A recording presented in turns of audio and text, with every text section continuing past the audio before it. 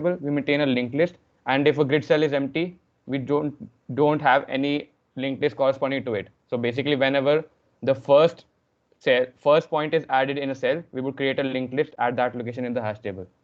So if we look at the time complexity of setting up of our grid, for a point P, computing IDP takes constant time because it's just a division operation. We are also assuming constant time lookup in the hash table for an ID, even in the worst case, because first of all, we are assuming that true randomness would be available, and also we are using perfect hashing. So we are making sure that even in worst case, there would be constant time access in lookup access in the hash table. And finally, adding a point to the end of linked list also would take constant time only, because that is the benefit, like that's one of the primary benefits of using a linked list. So net time complexity of this whole setting up of this grid would stay constant only. So we claim that any grid cell would contain at most 9 points. In case we have more than 9 points, then we say that distance between at least 2 points would be less than r. So let's say we have a grid which have, let's say, 10 points, and we divide the grid into 9 boxes equal squares, and using pigeonhole principle we can say that at least one box would contain at least 2 points. So as we have magnified in the diagram, we can see that we have a square of r by 3 cross r by 3 and 2 points. In worst case, they would be maximum. They would have maximum distance, and they would be on endpoints of diagonal. So in that case too, the length of diagonal is root 2 by 3r, and which is less than r. So in that case, if there are more than 9 points, then we have points with distance less than r. So we would directly return that CP of p means distance between points is less than r. And if there are not that much points, then we continue our algorithm. Okay, so as Rohita said, whenever we insert a point P into our grid, first of all, we check whether that grid cell that we are adding into our point contains more than 9 points or not. So if it contains more than 9 points, then we can simply return that lemma has shown that CP of P would be less than R. If it doesn't contain more than 9 points, what we do is we fetch all the points in that grid cell and all the 8 adjacent grid cells. So we consider only these 9 cells, our one own grid cell and 8 adjacent grid cells, because for any other grid cell apart from these, a point in that grid cell would always be at a distance greater than r from a point P. So as you can see, point P in the figure, as you can see, the point P is the point we are taking into consideration. And say we have another cell which is at a distance greater than r, which is not an adjacent cell and contains a point PO. So we can see that even in the best case scenario, if P is on the right corner of its grid cell and PO is on the left corner of its left edge of its grid cell, even then the distance between them would be R. So in best case also, the distance is not less than R. So there's no point looking in any other cell apart from the 8 adjacent grid cells.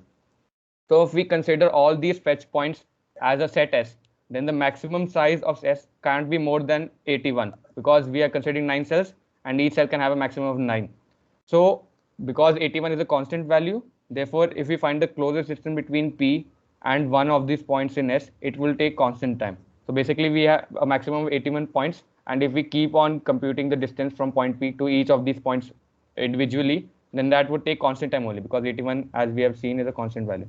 So if we denote the minimum calculated distance of these operations as d of P and S, so if d and P and S is less than R, then we can stop our lemma and return that CP of P is less than R, because we have found a shortest distance which was smaller than the value of R that we had been given. Else, if we don't find any shorter distance than R, then we continue our lemma for the next point and repeat the step. So we see the time complexity and correctness.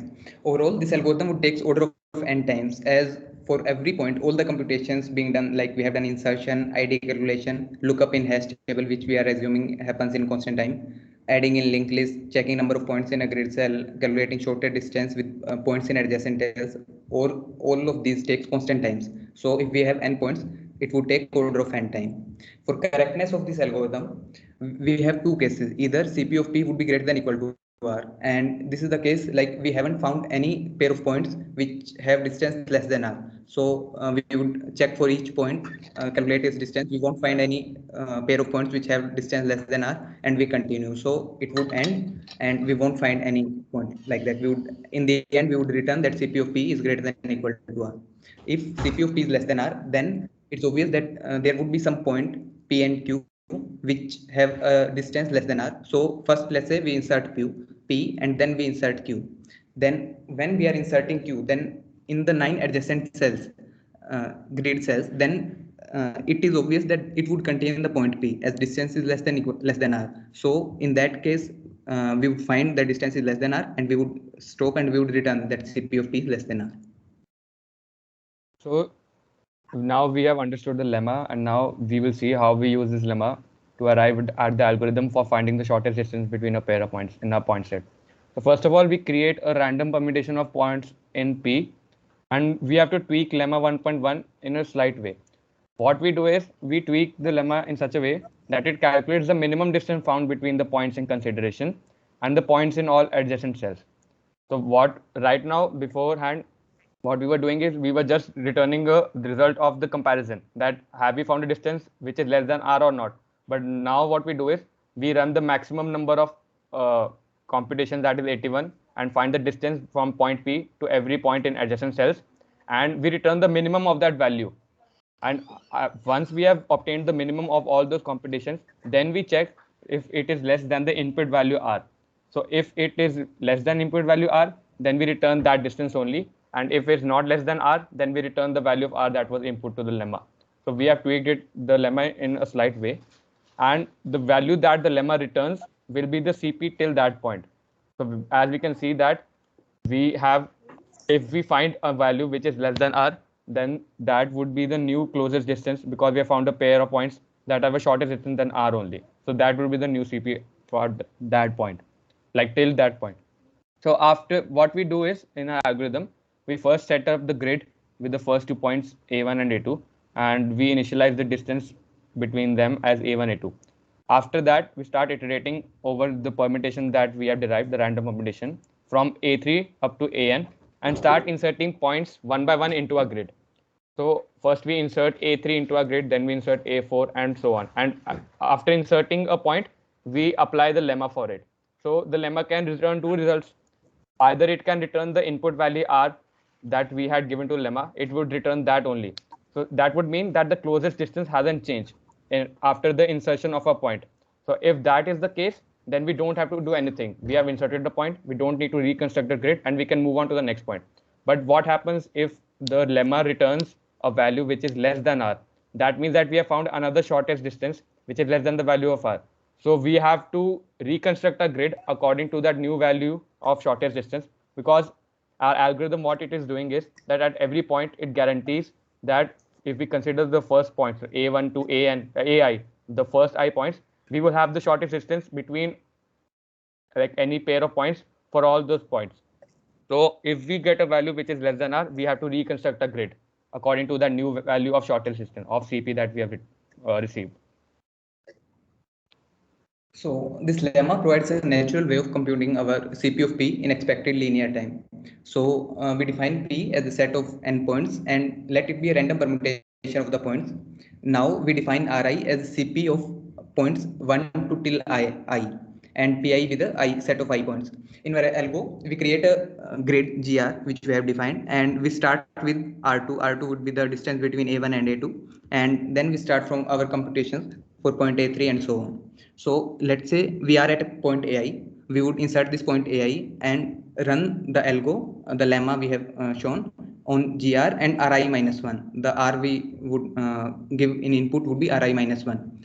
So if Ri comes out to be less than Ri minus 1, then the distance has changed. Now our data structure, the grid in which we are storing our points, that takes input R, basically the grid cells in which we are storing. So if R has changed, then we have to reconstruct our grid according to the new R.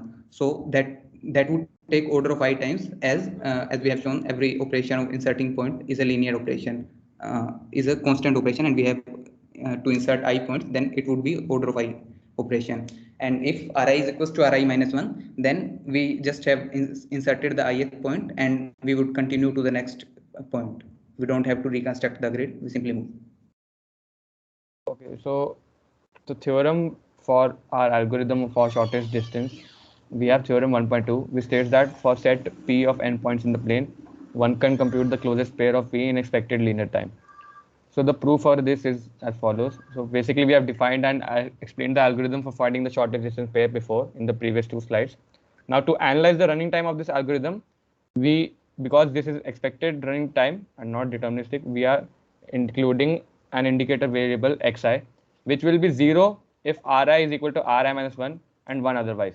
So basically after insertion of point ai, if the shortest distance to that point changes, then xi would be 1, indicating that yes, there has a change that has taken place. And if it doesn't, if ri is equal to ri minus 1, if the shortest distance has remained unaffected, then xi would remain 0.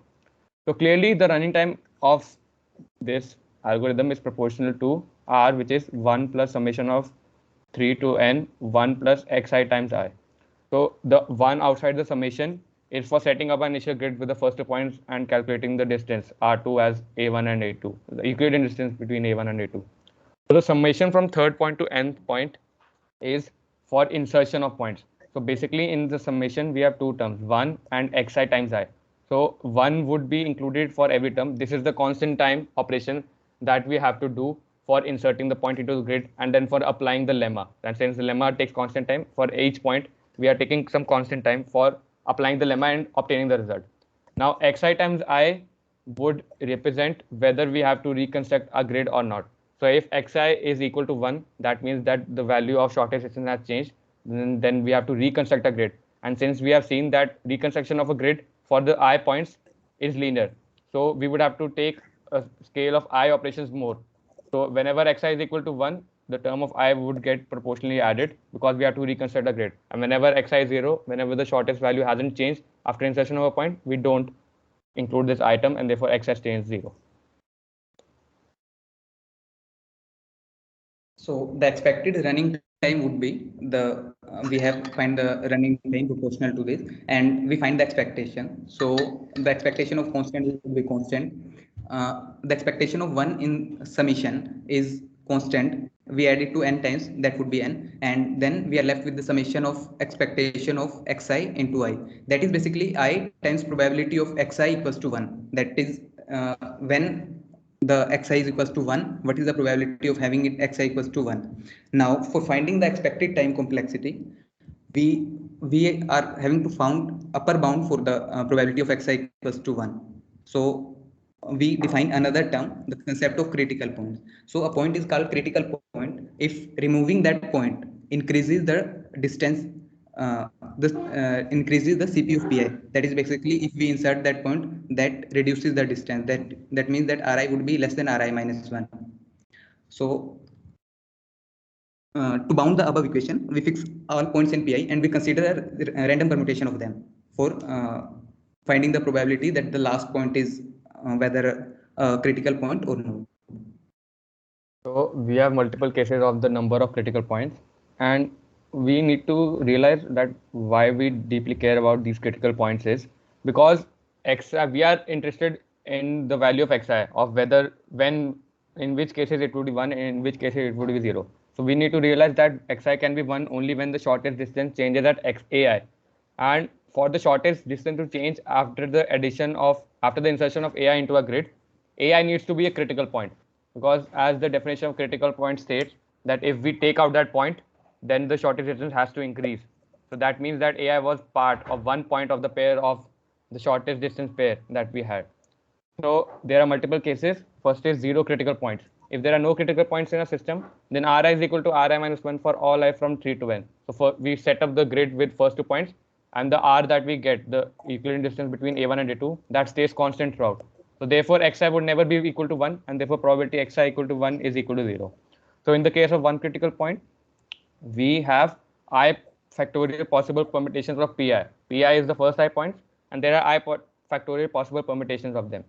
So the number of permutations in which the last point, that is ai, would be a critical point are I minus 1 factorial, because we basically fix the last part and then we are left with I minus 1 numbers before it. So we have I minus 1 factorial permutations, and therefore probability xi equal to 1 would be I minus 1 factorial by I factorial, which is 1 by I. So similar thing happens in the case of two critical points. If there are two critical points, we have PQ, let PQ be the shortest distance pair, then Ri less than Ri minus 1 condition would hold only if either P or Q are AI. So if we have two critical points, then then AI can be either of them. So the probability increases by 2 times because the number of cases increase, because either AI can be P or either AI can be Q. So the last case is if we have more than two critical points, and this case is not possible, and this might seem like a little strange, but the proof is given in the next slide. So, but the proof is, let's say we have three critical points, A, B, and C. And what is the condition of critical point? Say that if we remove that point, then distance should increase. Let's say we have three critical points, A, B, and C. Since all of these are critical points, the distance would be equal, A, B, B, C, or C. So all of the distances are equal. Now, if we remove this point C, then minimum distance should have increased, but AB is still the minimum distance, which was before. So this is a contradiction. Therefore, we cannot ever have more than two critical points. We can conclude that the expected time complexity of our equation is n plus summation terms which we have studied. So we can now get an upper point bound, because we have seen that we have three cases of critical points, and the probability of xi equal to 1 is either 0, 1 by I, or 2 by I. So the maximum value of it is 2 by I. So the upper bound would be n plus summation 3 to n I dot 2i, I times 2i, which is less than equal to 3n. And therefore the expected running time is order of expected R, and that is linear. So theorem 1.2 implies that, in a way, implies that uniqueness of n real numbers can be solved in an expected time complexity of linear time. So for checking the uniqueness of n real numbers, we basically need to run this theorem for them and check if the shortest distance between any pair of points is 0 or not. If it comes out to be 0, then that means that there are two numbers which are identical, and if it's greater than 0, then that means they are unique. However, if we use the comparison model to find uniqueness of a point set, then there will be a lower bound of n log n order using sorting techniques, because all sorting techniques are relying on the comparison model. Now, this disparity exists due to the power of randomization and hashing functions, which we have assumed provided constant time lookups, and we don't use such methods in the comparison based methods that we have. So analysis of time complexity, we have two cases, the best case and the worst case. So in the best case, what would happen is that Ri would keep on, means the point we had, the distance would keep on increasing. So Ri would be the minimum of Ri minus 1, or the distances we found from the current point. So in those cases, Ri would never change. So as we can see, if we go from A, B, C, D, if points, our permutation is like that, the distance of further points always keep increasing. So Ri would be constant for every term, and we won't have to reconstruct grid any further time. So it would be an order of n operation, because we have to check for every point just. And in the worst case, what will happen is, if we have a case like we have permutation F, E, D, C, B, A, in that case, in the start we have distance as Fe. Then what would happen is, when point D is inserted, distance has decreased, so Ri has decreased, so we have to reconstruct the grid every time. So in that case, our time complexity would be summation of I for I equals to 3 to n. So that would be order of n square. We also have an alternative algorithm, since the worst case for theorem 1.2 is O(n) of order quadratic. Therefore, we can devise a better algorithm using divide and conquer strategies that can give us a worst case time complexity of n log n order. So in this, what we do is we'll give a brief introduction to this algorithm. We sort all the points according to their x coordinates, and after that, we select the middle point of the sorted set and divide the point set around that. So we have divided it. Now what we do is we find the shortest distance in left subset, shortest distance in right subset, and then combine the solutions by considering certain distances between a pair of points that contain 1 point from the left side and 1 from the right. So dividing strategy is easy. We calculate shortest distance in left side and right side. The combining phase is a little tricky. So in this combining phase, we first take D is equal to minimum of the two distances that we have calculated from either side. And after that, Similar to the grid strategy that we had studied of dividing a grid cell into 9 boxes, we partition around the rightmost point of the left subset and then consider 16 cells around that of size dimension d by 2 cross d by 2. As we have studied before using pigeonhole principle, each box can contain only 1 point, because if it doesn't contain only 1 point, then the distance would already be less than d, which would be a contradiction. And during the merge step, what we do is we sort all these points according to their y coordinates, and we consider only the 16 points above a point for the competition. And since 16 is a constant number, so that would give us linear time complexity for all the points. So we have another problem. This is K enclosing disk. The problem is that we are given a set of points P, and we have to find a disk that encloses K points of the input, and the disk should have smallest radius. So we have D optimum P of K. That means that this is the optimum disk with set of points P and input K, and this is the optimal disk, but the algorithm is two approximation algorithm. This won't find the actual optimal disk, but it would find an disk which have at max 2 times its radius. So we use m would be order of n by k, and we take m horizontal lines and m vertical lines. So what we do is we ensure that between any two horizontal lines and any two vertical lines, there are not more than k by 4 points in each step. So we can do it in order of n log n by k. We can use sorting, and what we can use is we can use quick select algorithm, which runs in average order of n, average time order of n. What we consider is we consider the grid formed by the lines h1, h2 till hm and v1, v2 till vm. h1 are the horizontal and v's are the vertical, and let x be the set of all intersection points of G. So what we claim is that the optimal disk that we have must contain at least 1 point of x. So the proof of it is as follows. Let us consider the center U of D optim pk, and let C be the cell of J that contains U. So if we assume that the optimal disk does not cover any of the 4 vertices of C, then it would look somewhat like the figure shown, that it lies between all 4 points. So what we have to see that it can see the vertical strip can have max k by 4 points, and same goes for the horizontal strip as well, because that's how we have divided the strips. That's how we have inserted the lines. So let's assume the best case that all the k by 4 vertical points lie in the disk, and all the k by 4 vertical points also lie in the disk. But even then, our disk would contain a maximum of k by 2 points, which is not the k points that we required. So that's a contradiction, which shows that our disk must include at least 1 point of x. So as what we do is in this algorithm, for every point in x is basically the intersection points of horizontal and vertical lines. We for any point p in x, we compute the smallest circle centered at p, and that contains at least k points of p. So let the radius of this circle be d.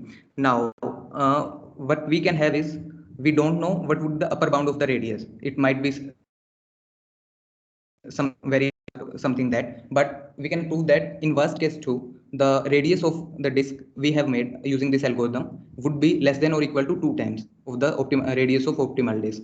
So Rohit, since Rohit, your yes, actually wind up. Give the main idea here and wind up. So only one slide is left after that. Okay. So since D optimal would have, as we have proved, would contain at least 1 point of x. Let this be this point as we have shown in figure, and using this as the center, we form a circle, and we can ensure that this circle would have at least k points, as we have enclosed the D optimal disk, as D optimal disk contain k points. So by this, in the worst case, the radius of our disk found in this would be 2D. Move on to the next slide. So the lemma states that for given set p of n points and a parameter k, we can compute in order of n into n by k square times a circle D that contains k points, as there would be n by k into n by k times n by k points in intersection of x, that is the set x, which would contain n by k square times points, and order of n for computing the disk that contains k points. And in this, if the k is order of n, then we can find a disk that contains k points of p in order of n time, that is linear time. That's We it. are done.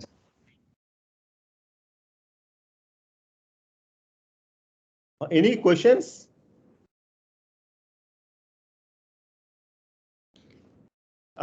See, this is a very easiest part actually, and I expect everybody to go through this one and try to understand. Maybe you can take a small problem and try to solve it using this grid method.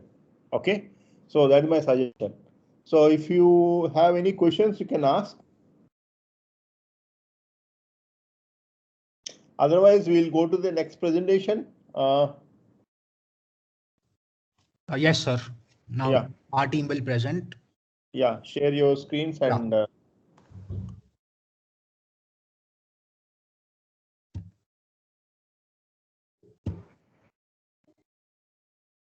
Just a second.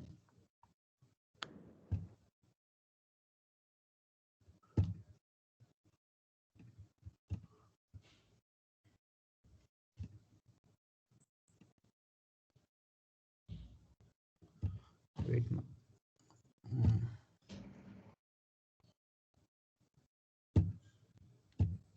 Should I share the slide if they are having any problem? I'm having a problem. Wait, I'll just try for a few seconds more.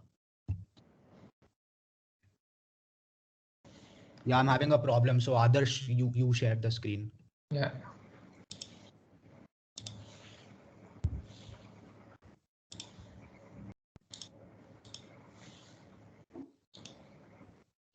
Yeah, since you are two students in each group, both of you can keep these slides ready for the presentation. If one has any problem, other can actually share the screen and start presentation immediately without any delay. Okay, yeah, start.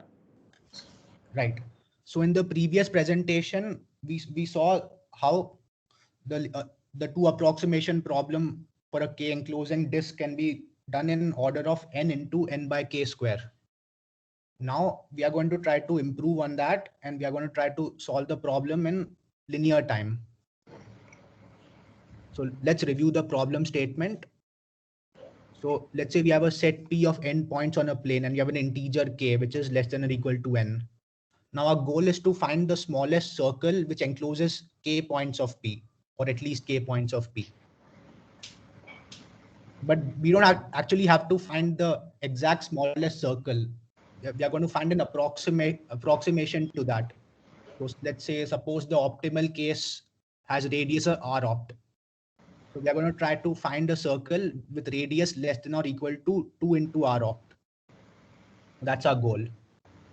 Now, in our proofs, we are going to keep using the algorithm used in the previous presentation, which is the slow algorithm. So we are going to define that algorithm as approx heavy. So this approx heavy term, we'll be using it a lot later on. Yeah, next slide.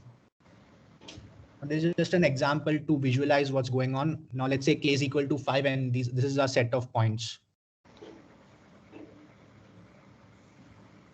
So this is the optimal circle, but we don't actually have to find the optimal circle, and approximation is good enough.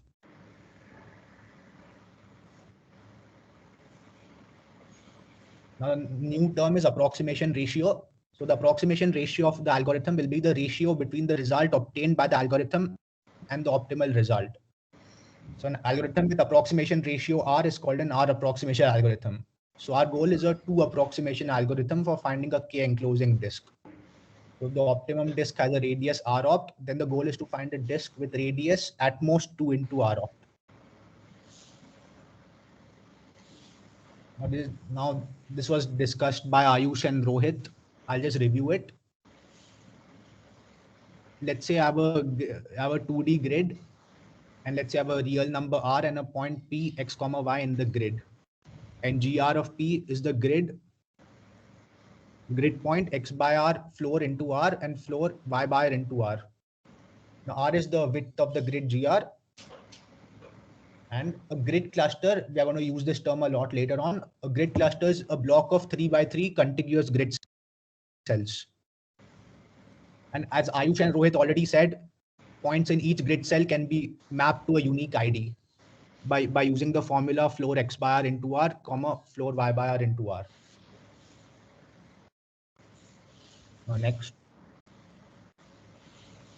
Now we'll see how we can improve our previous algorithm. So in the slow algorithm, we had constructed a grid which partitions the points into order of case sized groups. Now for speeding up that grid computation, we will build the grid over several rounds. So what we'll do is we'll start with a small set of points, and first we'll construct a grid just for that small set of points, that particular subset. Then over multiple rounds of the algorithm, we'll keep incrementally inserting the remaining points in each round while adjusting the grid width appropriately at each step. So we start with a small subset and gradually keep expanding it until we get to the entire set. Now we'll see how this will be done. Next slide. Now I'm going to define a term gradation, which I'm going to use. Now what gradation is, let's say I have a set P of endpoints, which is my input set. Now a K gradation. So K gradation is a sequence of subsets S1, S2 till Sm, where M is the length of the sequence. We are going to come to what it is later. Now we're going to define Sm as equal to P, the entire set of points. Now for the remaining terms of the sequence, Si is formed by picking each point of Si plus 1, the next sequence, with a probability 1 by 2. Right? So we start with Sm, then for Sm minus 1, we'll have each point of Sm with a probability 1 by 2. Then Sm minus 2 will have each point of Sm minus 1 with a probability of 1 by 2, and so on till S1. And the size of S1 is less than or equal to K. So we're going to keep doing that until the size of the subset becomes less than or equal to K. And size of S2 is greater than K. So S1 is the first subset with size less than or equal to K. So this is defined as the gradation. Now my claim is, given a set of points P, gradation can be computed in expected linear time. Now the expected time to construct the initial grid is order of n, which is mod Sm, as we have seen in the previous lecture. And since each point in, let's say, subset Si has a probability, wait, I'm going to rephrase that. Can you go to the next slide? Right. So for all points in Si plus 1, each point has a 1 by 2 probability of appearing in Si. So we can say that the expected time to compute set Si is half of the expected time to compute the grid for Si plus 1. So now we can keep doing this and we can get the term expected time for Sm minus I is equal to n upon 2 to the I minus 1.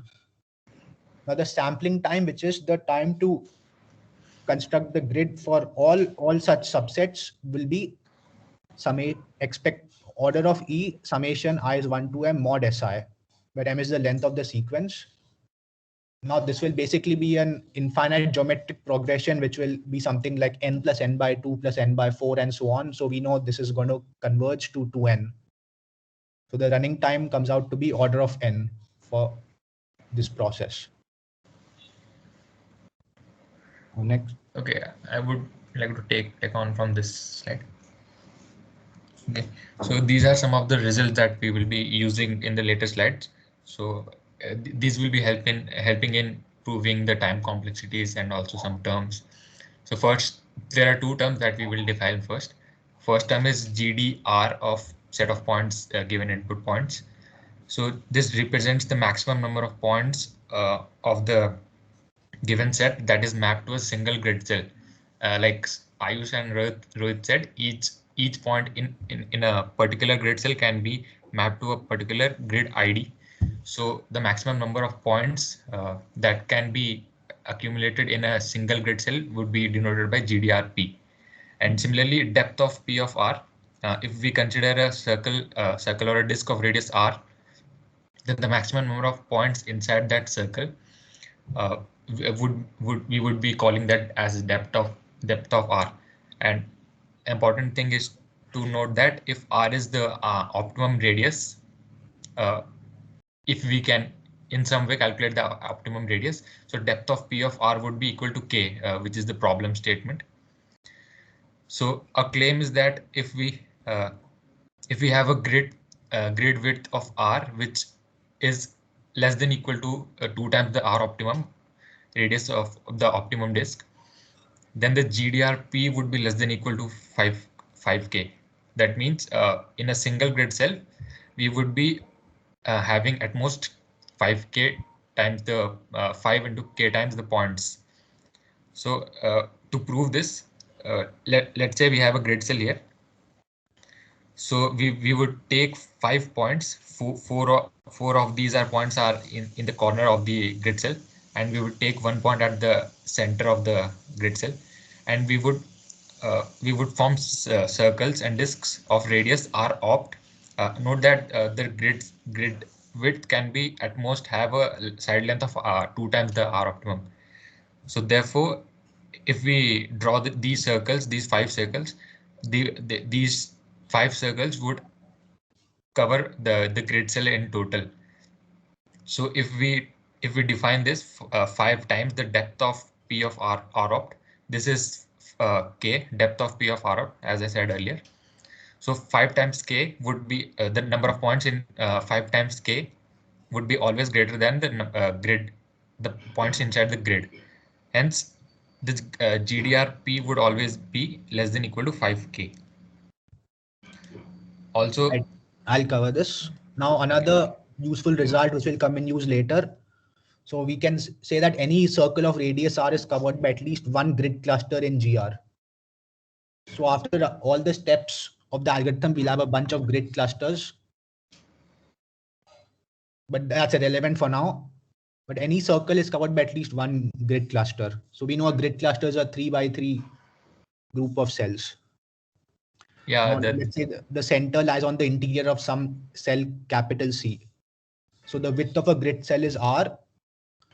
So any disk centered at any point in the grid cell can only intersect the cells adjacent to our current cell. So overall, a circle will always lie in a grid cluster.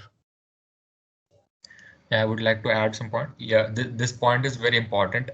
We would be to improve upon the algorithm given by Ayush and Rohit. That was a slow approximation algorithm. So what we are doing here, basically, we are calculating the radius, the optimum radius, which is less than the original 2 times the R opt size. We would be using these clusters eventually to calculate. So that would drastically reduce the time complexity. You will see it later. So coming to the algorithm itself, the linear approx algorithm is the algorithm that we are aiming for. So after running this algorithm, we will be having as the radius of the final result of the disk with the radius between R opt and 2 times R opt, since it's a 2-factor approximation algorithm. So the first step would be to find the gradation of the point P given as the input size. So let's say P1, P2, and up to Pm are the gradation subsets of the point P. So after computing this, we would take up the time complexity of each step in the later slides. Let's just focus on the steps here. So the next step would be calculating R1. R1 here would be the radius of the disk of the points in P1, and P1, recall P1 has only order of K points. Look, let me, P1 has an order of size K only. We defined this in gradation slide. So approx heavy, which is the slow algorithm, which takes order of n cube by K squared time in computing. So we will R1 we can figure out what is the value of R1 with order of K eventually. If we put n is equal to K in the time complexity analysis of the slow algorithm, then we would get that this would order of K. This step Okay, we got the first R1 radius or the grid width. Then we have to calculate and increase the grid cluster size. So for the rest of the m-1 subsets, we have calculated for P1. We have the rest of the m-1 subsets here. So we have to calculate that. We have to calculate the optimum R values. So for that, we will be using an algorithm called GROW. Let's first check what is GROW. So basically at the ith round, we would first construct a grid Gi-1 for the points in Pi using Ri-1 as the grid width. We know that there is no grid cell containing more than 5k points as we proved earlier. Therefore, we expect that every cell of Gi-1 grid would contain at most 10k points. This is because we defined in the gradation slide that a subset Pi-1 of Pi was formed by choosing each point of Pi into Pi-1 with a probability of half. So therefore, we can use the slow approximation algorithm upon these clusters. So the GROW eventually what it does is checks for each point in any cluster, and if the cluster has greater than equal to k points in it, then we would run the approx heavy and update the radius or the grid width computed. Our goal is to at every step we have to minimize the R factor here. So at the end of iteration, so at the mth round, we would be having RM, which is the grid size of the set PM, and note PM is exactly equal to P we have defined in the gradation. So this last for loop, what it will do is it will take a grid cluster, take the points in it, and if the grid cluster has greater than equal to k points, then we would run the approx heavy algorithm. And finally, we will be getting the minimum computed R, which would be less than equal to 2 times R opt and at greater than equal to R opt, which was eventually the goal. So the time complexity. You missed something 2 slides before, the part after the GROW functions. Okay, Yeah. where? Next slide. Previous. The linear approx algorithm, right? After you use the GROW function. Yeah, here. Right. Yeah, Part of this the step. algorithm. Yeah, this step, what it does is we are having the at the end of the mth iteration, we are having the GRM grid size, which would be the grid width of PM, and PM is the set exactly equal to P. So we are running the approx heavy algorithm upon it. So eventually that would run the algorithm approx heavy upon all the clusters. Clusters are the 3 to 3 contiguous grid cells. So eventually we will get the minimum R, which was the optimum goal for the algorithm. So the time complexity for each of the steps we will be discussing now. So the first step, the gradation calculation that was given in the proof, it takes order of n. This is the first step. So this takes order of n. And the second step is calculating R1. So as I said, the slow algorithm takes order of n cubed by k square time. So if we, since P1, the subset P1 has an order of OK points, so substituting these values, we will be getting the time complexity OK as the second point. For calculating the second point, we will be getting the time complexity as OK. So for this part, we would be increasing the grid cluster size at every ith iteration. So that would be the time complexity of these for loop. This for loop would be sigma of I over all subset of gradation of the point P. So that would come out as O of n. For the last part, here, as we can see, this same part is also included in the GROW function. So what we're doing this in this slide is since each cell has at most 5k points, so each grid cluster can contain at most 45k points. 45 because we have a 3 to 3 grid clusters, so there are total 9 cells. So there are 45k points at most.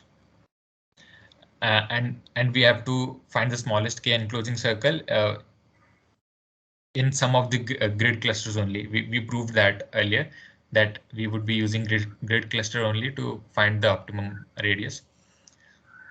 So when we run the approx heavy in the last step of the for loop, the overall running time comes out to be order of n by k into k, which is order of n. This is because there are at most 9 into n by k clusters containing k points. Since every cluster, if we consider the middle cell of 3 by 3 grid clusters, then that would participate in at most 9 clusters. So therefore 9 into n by k, and each such clusters will be containing 45k points, as I said here. So eventually we will get the order as linear time. So considering all these 4 steps, if we combine all these 4 steps, we would be getting the expected linear time of the algorithm as order of n. It's an expected time because we are using approximation here, and there is a lot of probability that we would in the gradation step that we each point in pi would be picking pi plus 1 points with a probability of half. So therefore there's an expected time. Thank you.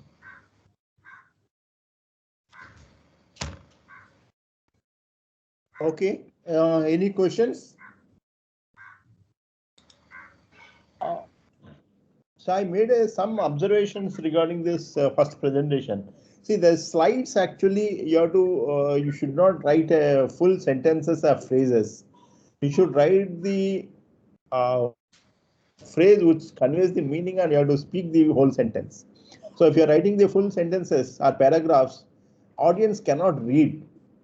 Okay, so you have to give a part of the phrase which conveys the meaning of the sentence. Okay, so that's the all of you go through the some material which is available on net, how to prepare slides and presentation. It does not take much time, so that helps you for in various presentations for preparing slides and the other presentations. Okay. Okay, nothing my side. So any questions? Okay, I have one announcement actually. So I thought of conducting this mid-semester during this weekend, but many of final year students are traveling to the campus during this weekend. So I am thinking of conducting the mid-exam on Tuesday. Okay, that is 5th of October from 6:15 p.m. onwards. 1 hour exam, because we have a class till 6 o'clock. So we will have exam from 6:15 to 7:15. Is it okay or any issue?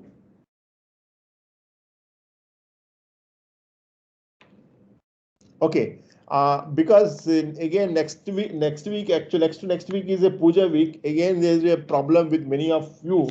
So we have to conduct the exam next week itself. And since we have a classes, we will have an exam at 6 o'clock, 6:15 and 1 hour. And that will be Code Tantra on Code Tantra platform. Since already you have experience in this Code Tantra, so there won't be any issue. So we'll have exam on Tuesday 6:15 to 7:15, and it is a subjective exam. You have to write an answer on the paper and you have to upload the PDF file for each answer. Okay, each question. Okay. Okay, then see you tomorrow for the further presentations. Okay.